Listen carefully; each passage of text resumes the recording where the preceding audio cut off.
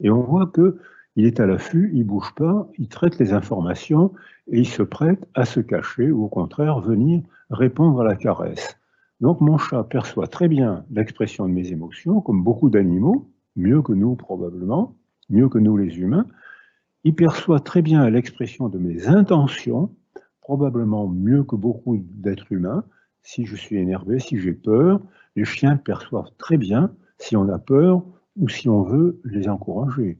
Si on a peur, on a une crispation qui pour nous, entre êtres humains, on ne l'aperçoit pas très bien, mais eux, pour un chien, ils l'aperçoivent intensément. Il y a peut-être aussi une sécrétion de phéromones qui fait que oh, phéromones d'alerte, phéromones de danger. Ils ont des attitudes prêtes au combat ou à la fuite, ou à la fête, s'ils comprennent qu'on a l'intention de leur faire une offrande alimentaire ou de les caresser. Est-ce que mon chat a accès à la représentation de mes représentations? Je ne sais pas, je ne crois pas.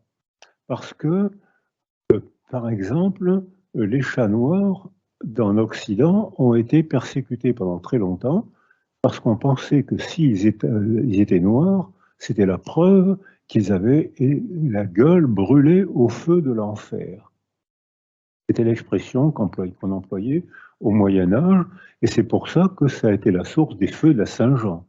Les feux de la Saint-Jean, on attrapait les chats noirs de préférence, on les mettait dans les sacs, on faisait une potence, on mettait le feu en bas, le feu faisait brûler le sac avec les chats à l'intérieur qui tombaient dans le feu, ils prenaient feu, ils partaient en courant dans la foule, et la foule devait sauter par-dessus les chats enflammés. C'était très amusant.